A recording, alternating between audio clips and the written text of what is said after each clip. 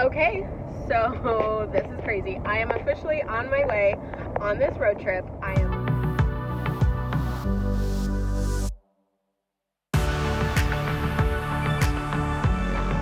Hello and welcome to Bryce Canyon. This is so exciting. I have never been here before.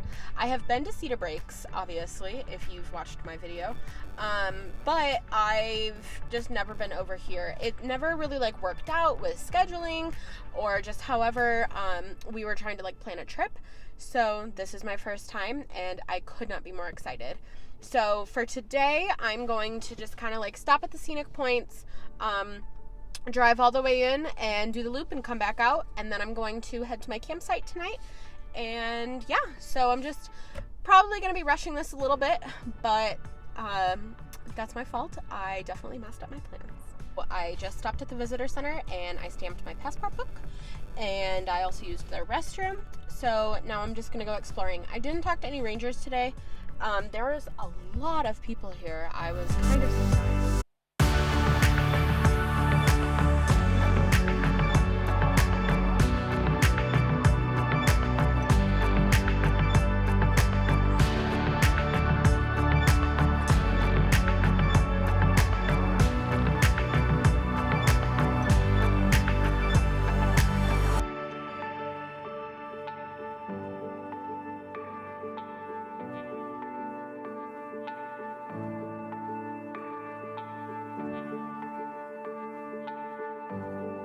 That the bubonic plague was no longer a issue that humans or anybody really had to deal with anymore.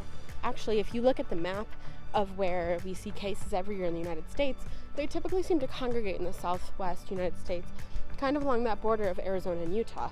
The reason is the prairie dogs that live here actually are very susceptible to being carriers to the bacteria that causes the bubonic plague. So not only is it imperative that we stay away from wildlife just in general for their own safety as well as ours, but in this instance, we know that if we were to play with the prairie dogs, it's possible that we could contract the bubonic plague. Being said, just be careful if you see them, and obviously don't let your pets play with them either. So we know Bryce Canyon formed over millions of years, and the layers are just constantly being eroded away. So currently we're standing on the top formation, and there's the pink layer as well as the white layer. That pinkish red layer is where we'll see those hoodoos forming. So right now we're at Sunset Point, and we're just going to take a little walk around the rim here. Area between Sunrise Point and Sunset Point does have a paved section, so it is definitely friendly to sandals, although proper footwear always recommended. But I'm just wearing my favorite Puma sneakers today, and I don't know that I'll end up putting on my hiking boots at any point today, but definitely good to know. It's a pretty decent paved. I would say that this is actually probably wheelchair accessible.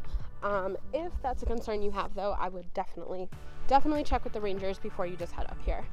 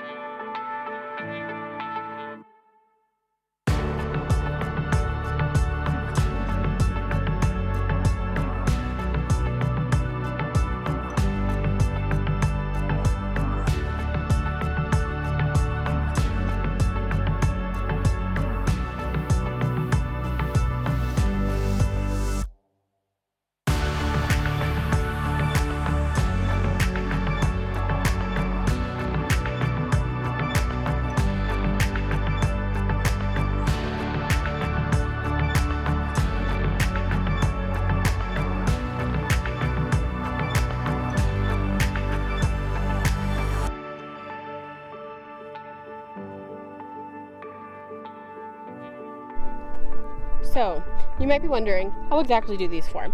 So hoodoos form through a process called frost wedging.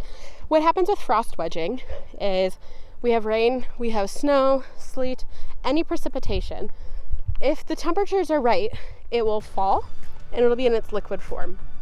What'll happen is it freezes, and as it freezes, it expands. So if there's a tiny little chip or a little groove or divot in the rock, it will chip away at that. And that process is frost wedging. So this happens over and over again, and typically in a season, it'll just happen countless times. You know, it will be nice and warm during the day in the 40s to 50s, and then overnight, temperatures will dip below freezing. So this process does take thousands of years, but you can see it happening pretty much every year if you live in a cold climate. I grew up in Buffalo, and every year we had cracks in the road that would form and get larger. This process happens everywhere, and it happens in all types of rocks. It doesn't just happen here.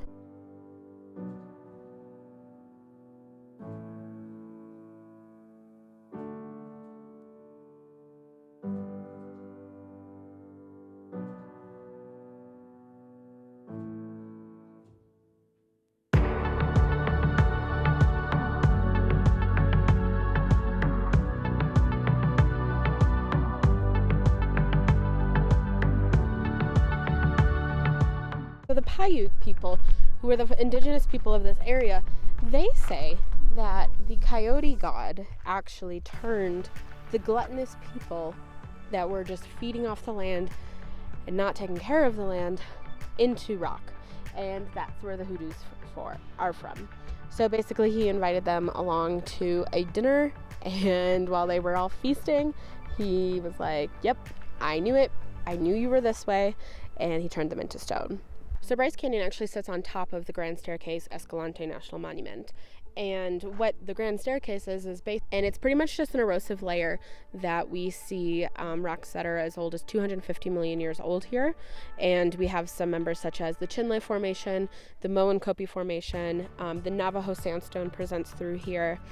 And we are standing on top of the Claron Formation, which is what forms these hoodoos that we're seeing. At one point, all of these rocks were laid down flat, and then at some point when this plateau lifted, they actually kind of moved a little bit too, and then there was some erosion that happened. Since these rocks all have different erosional resistance, they don't all erode at the same time, which we see the different variations of like steps almost out there in the rock, and that's where we get the term for the Grand Staircase, because it eroded in a layer of steps.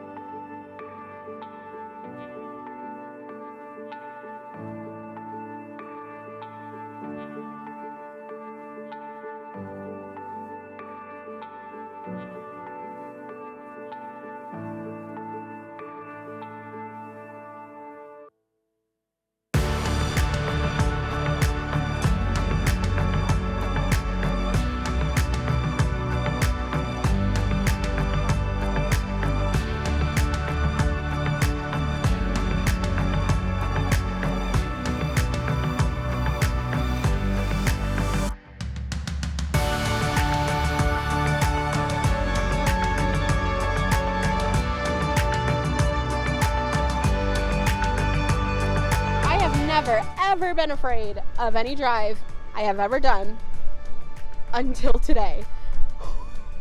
It is absolutely crazy. You're just like on the side of this cliff. It's just there are no words. I don't know what to say. I'm like, do you see this? Just on the side. Like, there's the road. Just drops off on both sides. Like, I've never been so happy to see a 25-mile-per-hour sign in my life. Also, all the way down there where the trees are, that is the Escalante River.